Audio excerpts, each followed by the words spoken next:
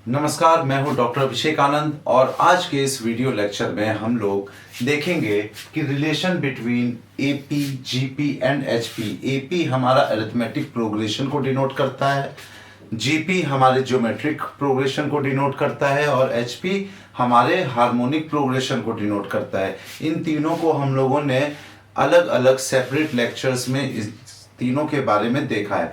अब हम लोग देखते हैं कि इन तीनों में क्या रिलेशन है या क्या डिफरेंस है। तो यहाँ पर जब हम लोग अरिथमेटिक प्रोग्रेशन की बात करेंगे, ज्योमेट्रिक प्रोग्रेशन की बात करेंगे और हार्मोनिक प्रोग्रेशन की बात करेंगे, तो इन लोगों का रिलेशन, इन तीनों के बीच में रिलेशन अगर हम लोगों को देखना है तो इसके लिए हम लोग अरिथमेटिक मीन, ज्योमेट्रिक मीन और हार्मोनिक मीन पे आएंगे। अब मीन होता क्या है? मीन कभी भी एवरेज बताता है। तो यहाँ पर हम लोग तीन मीन्स को देखेंगे। एक है हमारा अरिथमेटिक मीन, जिसको हम लोग एम से भी डिनोट करते हैं, अरिथमेटिक मीन, ये औसत को बताता है। दूसरा हमारा होगा जीएम, जिसको हम लोग ज्योमेट्रिक मीन कहते हैं।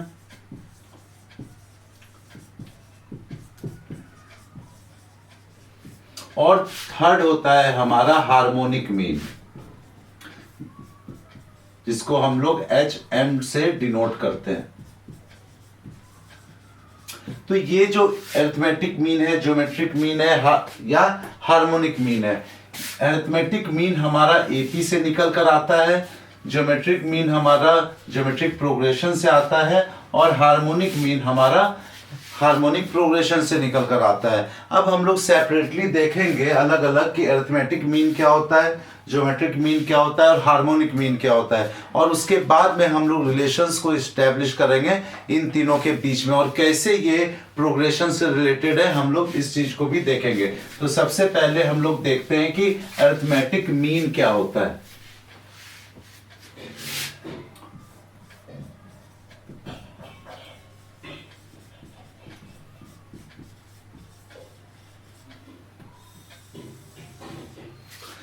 तो जब हम लोग अरिथमेटिक मीन के बारे में बात करते हैं तो अरिथमेटिक मीन हम लोगों को देखने के लिए हम लोग अरिथमेटिक प्रोग्रेशन से भी इसको निकाल सकते हैं। हम लोग यहाँ मानते हैं कि अगर मान लीजिए हम लोगों को सपोज तीन क्वांटिटीज दिया हुआ है और तीन क्वांटिटीज वो कोई भी हो सकता है। लेट थ्री क्वांटिटीज कौन कौन सा है हमारे पास? ए है, बी है और सी है। और ये तीनों जो क्वांटिटी है ये किस में दिया हुआ है? हमारा अरिथमेटिक प्रोग्रेशन में अगर हम लोगों का दिया हुआ है। अरिथमेटिक प्रोग्रेशन क्या होता है ये हम लोगों ने पिछले लेक्चर्स में अरिथमेटिक प्रोग्रेशन के देख चुके हैं। तो हम लोग यहाँ पर कह सकते हैं कि अगर ए, बी और सी अरिथमेटिक प्रोग्रेशन में है तो ए और सी के बीच में जो टर्म होगा वो हमारा अरिथमेटिक मीन होगा। तो इसका मतलब क्या है? ये अगर बीच का टर्म है तो ये हमारा अरिथमेटिक मीन होगा। इसको हम लोग समझने के लिए एग्जाम्पल से भी समझ सकते हैं। जैसे मान लीजिए कि हमारे पास दिया हुआ है 12, 22 और 32। ये जो हमारा टर्म्स दिया हुआ है ये अरिथमेटिक प्रोग्रेशन में, ठीक है, ये जो है हमारा अरिथमेटिक प्रोग्रेशन में ये दिया हुआ है। तो यहाँ पर इस थ्योरी के अकॉर्डिंग हम लोग क्या कह सकते हैं कि 22 इसका अरिथमेटिक मीन होगा, ठीक है, 22 हमारा अरिथमेटिक मीन होगा। तो अरिथमेटिक मीन अब हम लोगों को निकालने का भी एक फॉर्मूला होता है। तो अरिथमेटिक मीन निकालने का क्या फॉर्मूला होता है? Arithmetic mean is equal to a plus b by 2। हम लोग इस तरह से लिख सकते हैं, या अगर हम लोग अरिथमेटिक प्रोग्रेशन, अरिथमेटिक मीन के फॉर्मूला को अगर लिखना चाहे तो हम लोग लिख सकते हैं कि ये होता है sum of all elements divided by number of elements. और जनरल फॉर्म अरिथमेटिक मीन क्या होगा? a plus b divided by 2। ये a plus b divided by 2 कब होगा? ये 2 है, मतलब जहां नंबर ऑफ टर्म्स 2 होगा तब यहां पर ये अप्लाई होगा। लेकिन हम लोगों के पास यहां कितना है? n हम लोगों का दिया हुआ, n हम लोगों का यहां 3 है और हम लोगों को सम क्या निकालना है? Sum of all elements. तो यहाँ पर तीनों का सम निकालेंगे, वही हमारा होगा। तो अरिथमेटिक मीन अगर हम लोगों को निकालना है इसका, तो इसका क्या हो जाएगा, 12 प्लस 22 प्लस 32, 12 प्लस 22 प्लस 32। क्यों हम लोग कर रहे हैं, सारे एलिमेंट को क्यों हम लोग ऐड कर रहे हैं, क्योंकि इसका फॉर्मूला है कि सम ऑफ ऑल एलिमेंट्स, मतलब जितना भी यहां पर टर्म होगा उन सारे को हम लोग ऐड कर देंगे और उसको डिवाइड किससे करेंगे, नंबर ऑफ एलिमेंट्स से। तो कितना नंबर है, 1 2 3, तो डिवाइडेड बाई 3। तो इसका क्या वैल्यू आएगा, 12 प्लस 22 34 हो जाएगा, और 34 plus 32 is equal to 66 divided by 3। तो इसको जब कैंसिल करेंगे तो 2 इज इक्वल टू 22। तो यहां पर हम लोग देख रहे हैं कि हमारा जो अरिथमेटिक मीन आ रहा है वो 22 आ रहा है, और ये भी हमारा अरिथमेटिक मीन 22 है। इसका मतलब ये जो फॉर्मूला है ये हमारा सही है, और ये बता रहा है कि जब अरिथमेटिक प्रोग्रेशन में कोई भी हमारा टर्म्स रहेगा तो जो बीच वाला टर्म होगा तो वो हमारा कौन सा टर्म होगा, अरिथमेटिक मीन का टर्म होगा। सपोज अगर कुछ अरिथमेटिक प्रोग्रेशन में हमारे 5 एलिमेंट दिया हुआ है, 5 टर्म्स दिया हुआ है, तो जो थर्ड होगा, जो बीच का एलिमेंट होगा, वो हमारा अरिथमेटिक मीन हो जाएगा। तो ये था अरिथमेटिक मीन के बारे में कि अगर अरिथमेटिक प्रोग्रेशन में कोई दिया हुआ है तो उसके जो बीच का एलिमेंट होगा वो हमारा अरिथमेटिक मीन हो जाएगा। अब हम लोग नेक्स्ट देखते हैं कि ज्योमेट्रिक मीन क्या होता है और उसको हम लोग किस तरह से निकाल सकते हैं, उसका फॉर्मूला क्या होता है।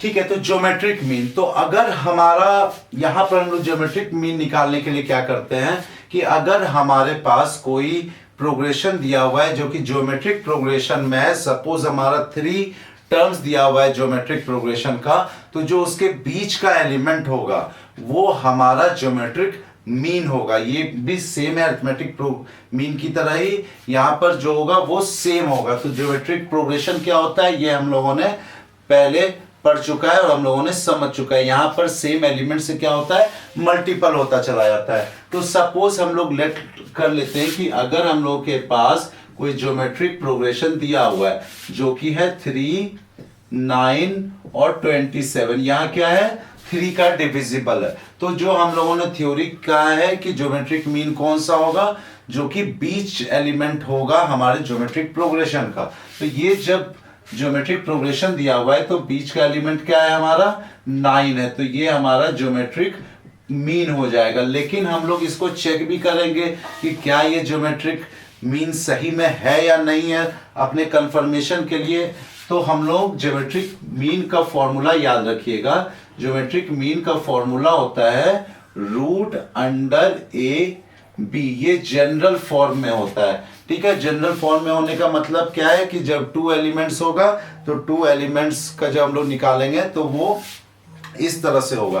तो अगर हम लोग ज्योमेट्रिक मीन निकालना है तो ज्योमेट्रिक मीन निकालने के लिए हम लोग क्या करेंगे, फर्स्ट एलिमेंट और जो लास्ट एलिमेंट है उसके प्रोडक्ट का हम लोग जो है स्क्वायर रूट निकालेंगे। तो फर्स्ट प्रोडक्ट क्या है, मतलब सपोज ए है, ये बी है और ये सी है, तो हम लोग किसका किसका यहां पर लेंगे, ए का और सी के प्रोडक्ट का लेंगे स्क्वायर रूट। तो स्क्वायर रूट ए कितना है हमारा 3 है, इंटू सी कितना है 27 है, तो फिर ये कितना हो जाएगा 27 इंटू 3 81 हो जाएगा, और इसका जो वैल्यू आएगा वो 9 आएगा, जो कि ज्योमेट्रिक मीन है और ये इसके बराबर है। अब देखिए हम लोग यहाँ जो होता है हमेशा एक्सट्रीम वैल्यू लेते हैं। एक्सट्रीम वैल्यू का क्या मतलब हुआ, जो फर्स्ट वैल्यू है और जो लास्ट वैल्यू है उसके एक्सट्रीम के प्रोडक्ट का हम लोग यहाँ पर स्क्वायर रूट लेते हैं। उसी तरह से हम लोग एक दूसरा एग्जांपल ले लेते हैं। उस हमारे पास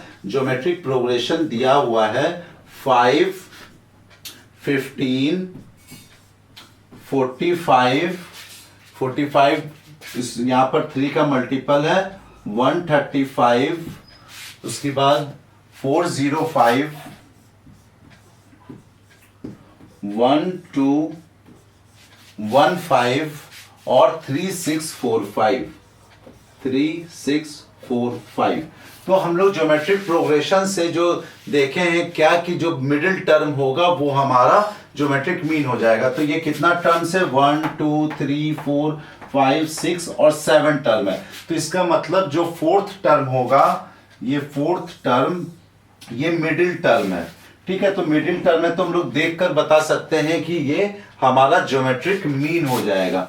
ठीक है, लेकिन हम लोग इसको कैलकुलेट भी कर सकते हैं देखने के लिए कि क्या होगा। तो यहां पर एक्सट्रीम वैल्यू का हम लोगों को स्क्वायर रूट निकालना। तो एक्सट्रीम सबसे पहला वैल्यू क्या है, 5 इंटू क्या निकालेंगे, 3 6 4 5। तो जब 3 6 4 5 को हम लोग मल्टीप्लाई करते हैं 5 से, तो इसका जो वैल्यू आएगा हम लोग कैलकुलेट कर लेते हैं। 3 6 4 5 इंटू 5 5 2 2 2 चला जाएगा 32 3 1825 का स्क्वायर रूट। और 1225 का अगर हम लोग स्क्वायर रूट निकालना चाहें तो हम लोग स्क्वायर रूट कैसे निकालते हैं, हम लोग निकालेंगे 18225। तो इसको पहले इसमें ले लेंगे, फिर 1 से मल्टीप्लाई, 0 बचेगा, +1 तो 2, फिर 2 इंटू 3 करेंगे, 3 तो हमारा क्या आ जाएगा, 23 इंटू 3 9 और 6 तो 82 माइनस 69। तो 82 माइनस 69, 12 माइनस 9 3 और 7 13 और इधर से आ जाएगा 25। तो ये जब ऐड हो जाता है तो ये 26 हो जाएगा। और 26 को अगर 5 इंटू 5 करें, 5 2 32 3 132, तो 26 को अगर 5 से मल्टीप्लाई करेंगे तो हमारा 1325 आ जाता है और कैंसिल आउट हो जाता है। तो हम देखते हैं कि हमारा ये जो वैल्यू आएगा ये 135 के बराबर आएगा। तो हम लोग कह सकते हैं कि यहाँ पर भी हम लोगों का ज्योमेट्रिक मीन है वो हमारा सेम आ रहा है। तो उम्मीद है क्लियर होगी कि कैसे हम लोग ज्योमेट्रिक प्रोग्रेशन से ज्योमेट्रिक मीन को निकाल रहे हैं। तो अब नेक्स्ट हम लोग देखेंगे कि हार्मोनिक मीन क्या होता है, उसको किस तरह से निकालते हैं। और हार्मोनिक प्रोग्रेशन में हम लोगों ने देख लिया है कि हार्मोनिक प्रोग्रेशन क्या होता है। उसको निकालने के लिए हम लोग को अरिथमेटिक प्रोग्रेशन का रेसिप्रोकल लेना होता है। तो देखते हैं कि हम लोग की हार्मोनिक मीन क्या होता है।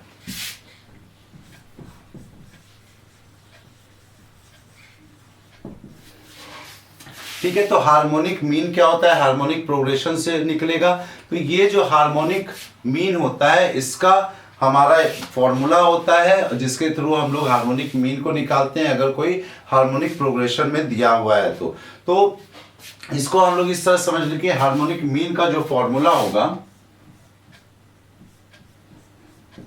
ये होता है नंबर ऑफ टर्म्स, मतलब n, कितना नंबर ऑफ टर्म्स है, n डिवाइडेड बाय जितने भी टर्म्स हैं उन सारे का एडिशन। और कैसे एडिशन होगा, यहाँ रेसिप्रोकल का एडिशन होगा, मतलब 1/x1 प्लस 1/x2 से लेकर प्लस 1/xn तक।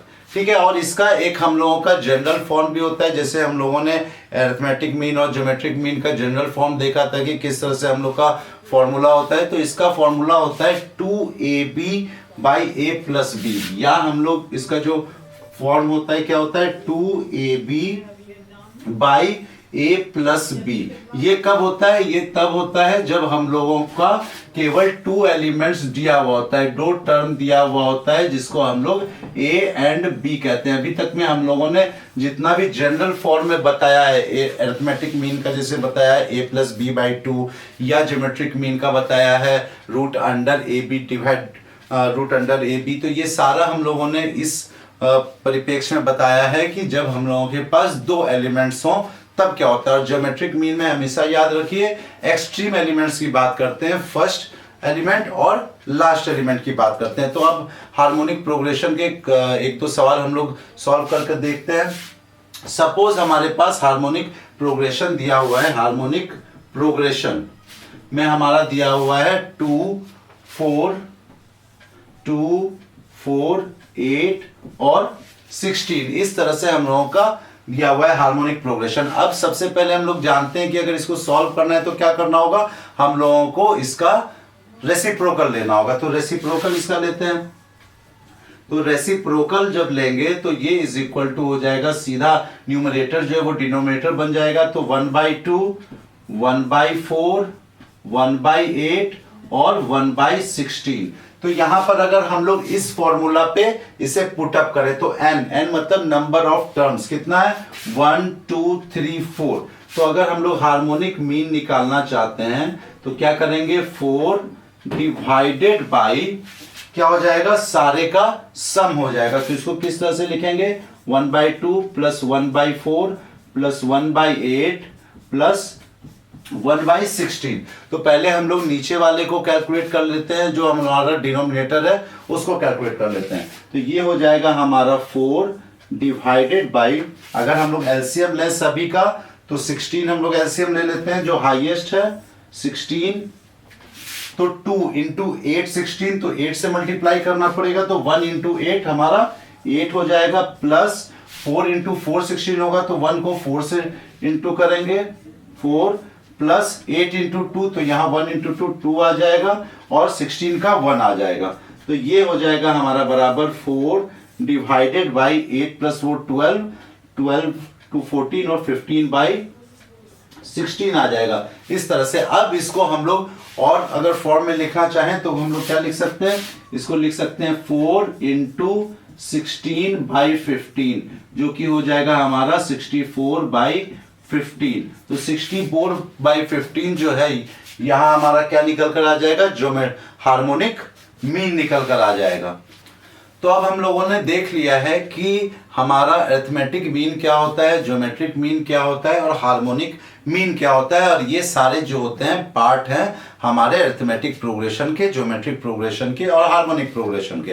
तो अब इन मीन्स के द्वारा हम लोग रिलेशनशिप इस्टेब्लिश करेंगे सारे प्रोग्रेशन के बीच में। तो एक हमारा रिलेशन है कि arithmetic mean is greater than geometric mean, और ज्योमेट्रिक मीन जो होता है वो बड़ा होता है हमारे हार्मोनिक मीन से। ये एक रिलेशन है मीन्स के बीच में या प्रोग्रेशन में। तो इस रिलेशन को हम लोग एक क्वेश्चन के थ्रू भी समझते हैं कि क्या ये सही रिलेशन है या नहीं है। तो इसके लिए हम लोग क्या करते हैं, जैसे हम लोगों ने जनरल फॉर्म में 2 एलिमेंट्स का लिया हुआ था, उसी तरह हम लोग 2 नंबर्स का लेकर के देखेंगे। सपोज हमारे पास लिंक, हम लोगों को एक क्वेश्चन है जिसमें हम लोगों को लिंक स्थापित करना है, संबंध स्थापित करना है अरिथमेटिक मीन, ज्योमेट्रिक मीन और हार्मोनिक के मीन के बीच में। और हमारे पास डाटा में 2 पॉइंट दिया हुआ है, ठीक है, डाटा में 2 पॉइंट दिया हुआ है 10 और 12। अब ये 2 दिया हुआ हम लोग को इस्टेब्लिश करना है कि क्या रिलेशन है। तो अरिथमेटिक मीन का हम लोग फॉर्मूला पहले भी देख चुके हैं। जनरल फॉर्म में क्या है, a plus b divided by 2। इसको हम लोग a मान लेते हैं और इसको हम लोग b मान लेते हैं। तो a प्लस बी तो क्या हो जाएगा, 10 प्लस 12 डिवाइडेड बाई 2। तो ये हो जाएगा हमारा 22 divided by 2 is equal to 11। जब हम लोग कैंसिल करेंगे तो 11 हमारा क्या निकल के आ गया, अरिथमेटिक मीन। अब हम लोग ज्योमेट्रिक मीन निकाल कर देखते हैं। तो ज्योमेट्रिक मीन हम लोग जब निकालेंगे तो इसका फॉर्मूला हम लोगों ने क्या देखा है, रूट अंडर ए बी। तो 10 इंटू 12 यहाँ प्रोडक्ट हो जाएगा, 10 इंटू 12 रूट अंडर, तो ये क्या हो जाएगा 120 अंडर रूट। और जब 120 का हम लोग रूट निकालेंगे तो वो हो जाएगा इक्वल टू 10.95 के, ठीक है। तो हम लोग का ज्योमेट्रिक मीन क्या निकल कर आ जाएगा, 10.95। अब हमारा हार्मोनिक मीन, हार्मोनिक मीन का हम लोगों ने जो जनरल फॉर्म है वो देखा है, क्या है, 2ab divided by a plus b। तो 2ab क्या हो जाएगा, 2 into 10 into 12 divided by 10 plus 12।